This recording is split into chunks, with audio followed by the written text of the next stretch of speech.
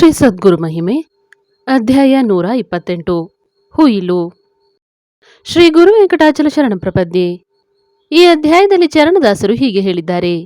ಬೇಲೂರಿನ ಅದೇ ವ್ಯಕ್ತಿಯನ್ನು ಕುರಿತು ಗುರುಗಳ ಬಗ್ಗೆ ಇನ್ನೇನಾದರೂ ವಿಷಯ ಇದ್ದರೆ ಹೇಳಿರಿ ಎಂದು ವಿನಂತಿಸಿದೆ.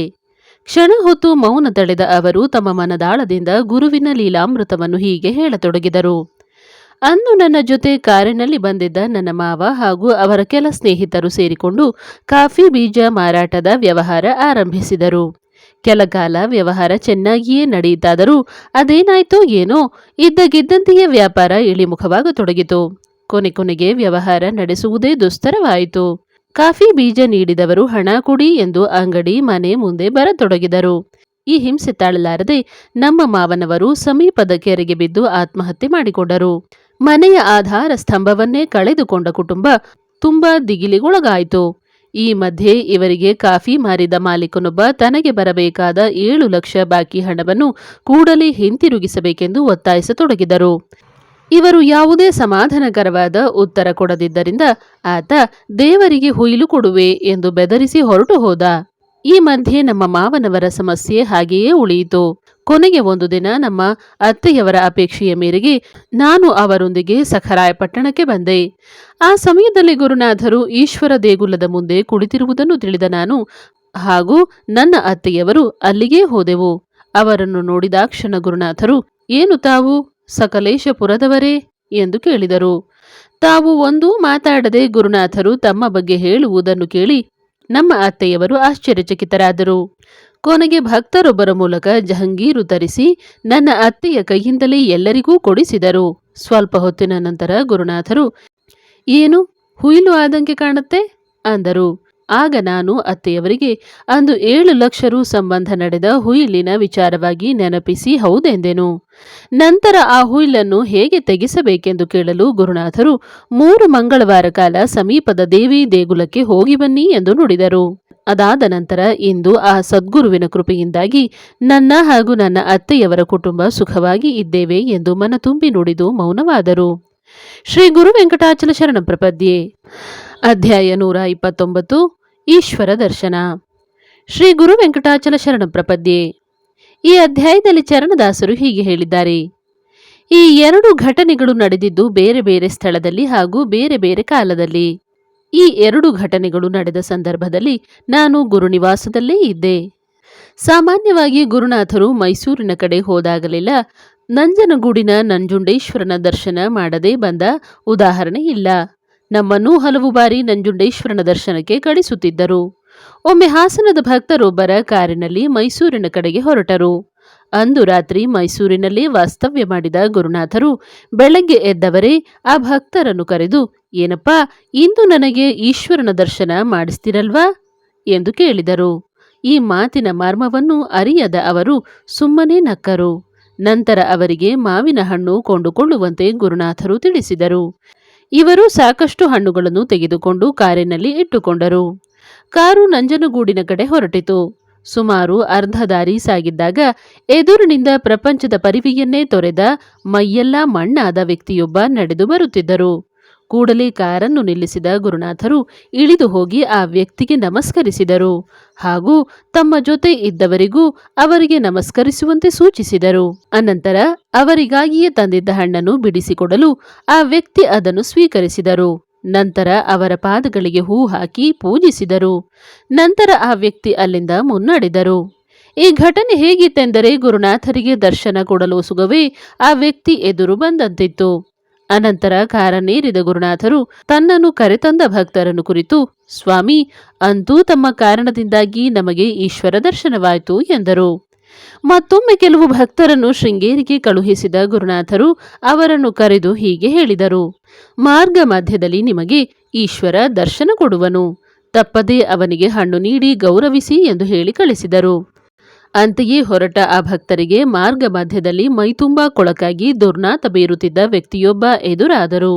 ಕಾರನ್ನು ನಿಲ್ಲಿಸಿದ ಅವರು ಆತನಿಗೆ ಗುರುನಾಥರು ಹೇಳಿದಂತೆಯೇ ಹಣ್ಣು ಹಾಲನ್ನು ನೀಡಿ ನಮಸ್ಕರಿಸಿ ಅಲ್ಲಿಂದ ಹೊರಟರು. ವಾಪಸಾದ ಅವರು ಗುರುನಾಥರನ್ನು, ಗುರುನಾಥರೇ, ಅವರ್ಯಾರು? ವಾಸನೆ ಬರುತ್ತಿದ್ದರಲ್ಲ ಎಂದು ಸಂಶಯದಿಂದಲೇ ಪ್ರಶ್ನಿಸಲು ಗುರುನಾಥರು ನಗುತ್ತಾ, ನಿಮ್ಮ ಅದೃಷ್ಟ, ಇಂದು ಈಶ್ವರ ದರ್ಶನ ನೀಡಿದ ಎಂದು ಹೇಳಿ ಮೌನವಾದರು. ಪ್ರಶ್ನೆ ಕೇಳಿದವರು ಗುರು ನೀಡಿದ ಈ ಅವಕಾಶಕ್ಕಾಗಿ ಮನಸಾರೆ ವಂದಿಸಿದರು. ಮತ್ತೊಮ್ಮೆ ಮಂಗಳೂರು ಸಮೀಪದ ದಂಪತಿಗಳು ಗುರುದರ್ಶನಕ್ಕಾಗಿ ಬಂದರು. ಚಿಕ್ಕಮಗಳೂರಿನ ಗುರುಬಂಧುಗಳ ಮನೆಯಲ್ಲೇ ದರ್ಶನವಿತ್ತ ಗುರುಗಳು ಆ ದಂಪತಿಯನ್ನು ತನ್ನ ಸಮೀಪವೇ ಕೂರಿಸಿಕೊಂಡರು. ಆ ದಂಪತಿಗಳು ಒಂದು ಪ್ರಶ್ನೆಗೆ ಉತ್ತರ ಬಯಸಿ ಬಂದಿದ್ದರು. ಅವರನ್ನು ಕುರಿತು ಗುರುನಾಥರು, ನಿಮ್ಮ ಪ್ರಶ್ನೆಗೆ ಕೆಲವೇ ಹೊತ್ತಿಗೆ ಉತ್ತರ ಸಿಗುತ್ತದೆ ಎಂದು ನುಡಿದು ಒಂದು ಪುಸ್ತಕ ಪೆನ್ನು ನೀಡಿ ಅದ್ವೈತ ಪೀಠದ ಪರಮ ಗುರುಗಳೊಬ್ಬರ ಹೆಸರನ್ನು ಬರೆಯುವಂತೆ ತಿಳಿಸಿದರು. ಆ ದಂಪತಿಗಳು ಮೊದಲನೇ ಪುಟ ಬರೆದು ಮುಗಿಸುವ ಮುನ್ನವೇ ಆ ಯತಿಗಳ ದೊಡ್ಡ ಫೋಟೋವನ್ನು ತೆಗೆದುಕೊಂಡು ಗುರುಭಕ್ತರೊಬ್ಬರು ಆಗಮಿಸಿದರು. ಆ ಗುರುಭಕ್ತರ ಮಕ್ಕಳು ಸಲುಗೆಯಿಂದ ಗುರುನಾಥರ ತೊಡೆಯನ್ನೇರಿ ಕುಳಿತರು. ಅದೇ ಸಮಯಕ್ಕೆ ತಲೆ ಎತ್ತಿದ ಆ ದಂಪತಿಗಳಿಗೆ ಗುರುನಾಥರು ಅನಘಾ ಸಹಿತ ದತ್ತನಾಗಿ ದರ್ಶನ ಕೊಟ್ಟರು. ಕೂಡಲೇ ತಲೆ ತಗ್ಗಿಸಿದ ಆ ದಂಪತಿಗಳು ಆ ಪುಸ್ತಕದಲ್ಲಿ ದತ್ತ ದರ್ಶನವಾಯಿತು ಎಂದು ಬರೆದು ಗುರುನಾಥರಿಗೆ ತೋರಿಸಿದರು. ಗುರುನಾಥರು ಹೌದಮ್ಮ ಎಂದು ತಲೆಯಾಡಿಸಿ ಆ ಪುಸ್ತಕದಲ್ಲಿ ತನ್ನ ಸಹಿ ಹಾಕಿದರು. ಈ ಘಟನೆಗಳನ್ನು ಅವಲೋಕಿಸಿದಾಗ ಗುರುನಾಥರು ನನ್ನಲ್ಲಿ ಆಗಾಗ್ಗೆ ಹೇಳುತ್ತಿದ್ದ, ಗುರು ಯಾವ ರೂಪದಲ್ಲಿ ಬರ್ತಾನೋ ಗೊತ್ತಿಲ್ಲಪ್ಪ, ಅದಕ್ಕೆ ಯಾವ ಜೀವಿನೂ ಕಡೆಗಣಿಸಬೇಡಿ, ಗೌರವಿಸಿ ಎಂಬ ಮಾತು ನೆನಪಿಗೆ ಬರುತ್ತದೆ. ಶ್ರೀ ಗುರು ವೆಂಕಟಾಚಲ ಶರಣ ಪ್ರಪದ್ಯೆ ಅಧ್ಯಾಯ 130 ಪಾದಪೂಜೆ. ಶ್ರೀ ಗುರು ವೆಂಕಟಾಚಲ ಶರಣ ಪ್ರಪದ್ಯೆ. ಗುರುನಿವಾಸಕ್ಕೆ ಬರುತ್ತಿದ್ದ ಸ್ನೇಹಿತರೊಬ್ಬರು ಈ ದಿನ ಕರೆ ಮಾಡಿ ತನ್ನ ಅನುಭವವನ್ನು ಈ ರೀತಿ ಹೇಳಿದರು. ನಾನು ನನ್ನ ಮಗನ ಮದುವೆಯ ವಿಚಾರವಾಗಿ ಕೇಳಲು ಗುರುನಿವಾಸಕ್ಕೆ ಬಂದಿದ್ದೆ. ಆಗ ಗುರುನಾಥರು ಯೋಚಿಸಬೇಡಿ, ಫೆಬ್ರವರಿ 6ಕ್ಕೆ ಮದುವೆ ಆಗುತ್ತದೆ ಎಂದು ನುಡಿದಿದ್ದರು. ಆದರೆ ಯಾವ ವರ್ಷ ಎಂದು ಹೇಳಿರಲಿಲ್ಲ. ಅವರು ನುಡಿದಂತೆಯೇ 2 ವರ್ಷದ ನಂತರ ಫೆಬ್ರವರಿ 6ರಂದೇ ಮಗನ ಮದುವೆ ಆಯಿತು.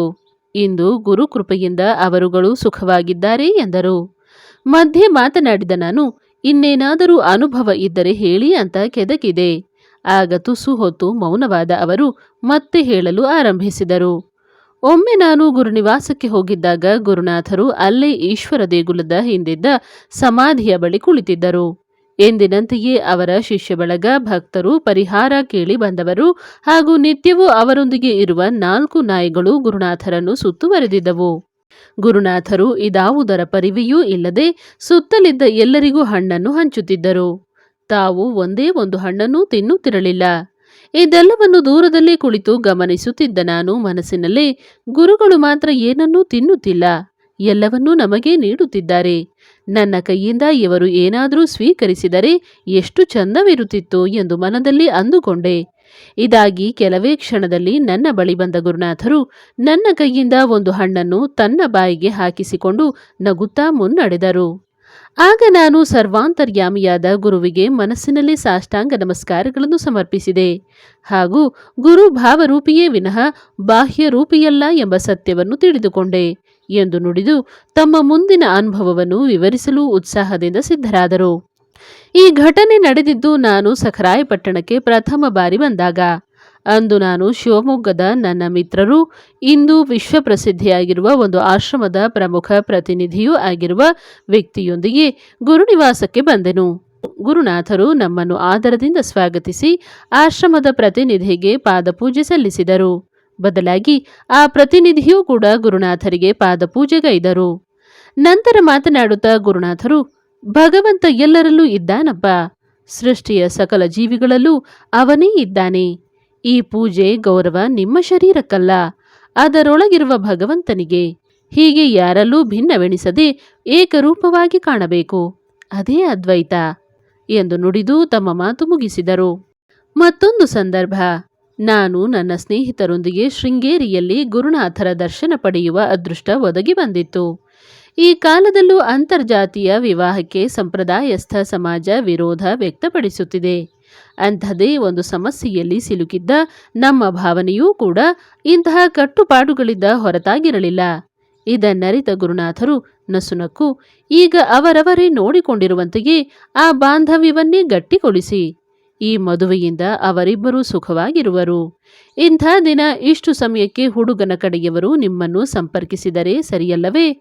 ಒಳ್ಳೆಯದಾಗಲಿ ಎಂದು ನಮ್ಮನ್ನು ಹರಸಿ ಕಳಿಸಿಕೊಟ್ಟರು.